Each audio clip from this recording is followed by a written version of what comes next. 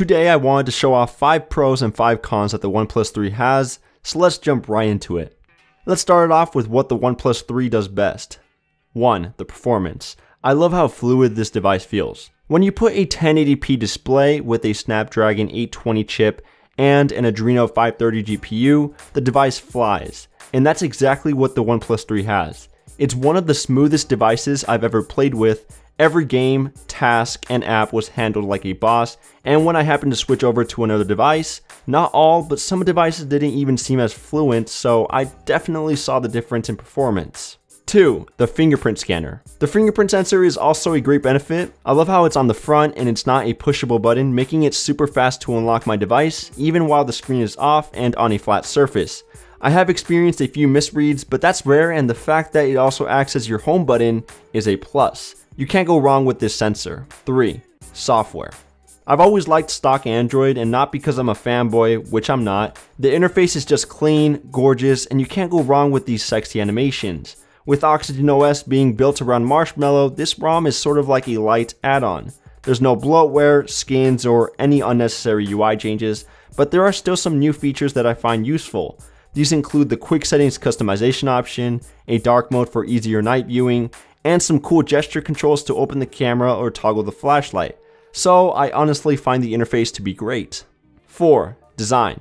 This is easily one of the best smartphones I've held to date. Very comfortable, solid weight, and a premium feel with an aluminum unibody. Now there are better looking smartphones out there like the Galaxy S7, and no one is going to stop you on the streets and ask you what phone that is, but it's still a presentable phone that outshines others. 5. Battery plus dash charging. I was very surprised to see how well the battery performed, even though it only has 3000 mAh, and I get it, all of its predecessors have a bigger battery capacity, but that's not going to stop the OnePlus 3 from giving you 4 to 5 hours of screen on time. Obviously your stats may not match mine, but keep in mind that I have Bluetooth enabled at all times for my Moto 360, GPS for navigational purposes, Wi-Fi, some intense gaming, music streaming, and my brightness turned almost to the max. Plus, with the OnePlus's new charging method called dash charging, I was able to get a 60% charge in just 30 minutes, allowing me to fully charge the device in around an hour.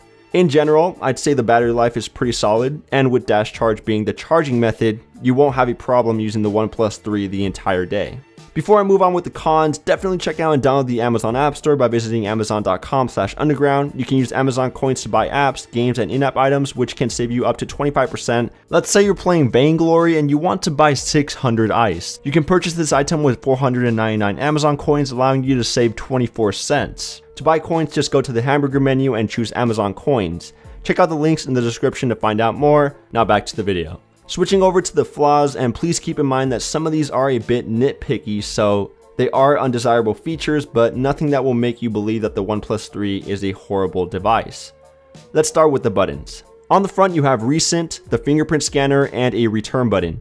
Nothing's wrong with the fingerprint sensor, but the other 2 keys are a bit confusing at times. They're just dots on a screen. They did this to let you have the option of swapping the order of the recent and back button, but I do think they could have done something more recognizable. And the alert slider on the side is also another thing I wanted to mention.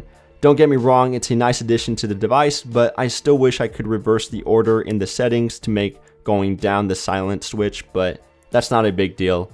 2. Camera hump. Again, this might be a little nitpicky, but it's still worth mentioning. The camera has a hump, and it's not that small. Why'd you do that? True, there are bigger camera bumps, even on recent flagships such as the Moto Z, but that one actually has a purpose, and it's for their Moto mods. The OnePlus 3's camera bulge doesn't really have a purpose other than trying to get a thinner device. If they really wanted to make the consumer happy, they should have filled out the smartphone's body with battery.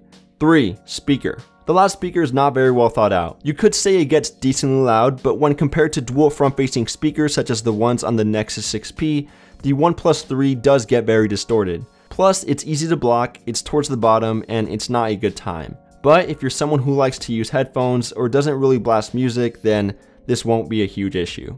Now, I don't know about you, but the absence of a microSD card slot really bugs me, especially since there is no proper reason for ditching the memory card slot in the first place. I really do like the option of having more space, but I guess for now I'll have to use my internal storage or the cloud. 5. Bad cell service. Sometimes the device would not switch over to data when turning off the Wi-Fi. I would actually have to toggle airplane mode on and off in order for my data to activate. OnePlus tried to fix this with an over-the-air update, and it has gotten better, but it still occurs once in a while. Of course, it's not a huge problem, but I would definitely keep that in mind for those who rely heavily on data.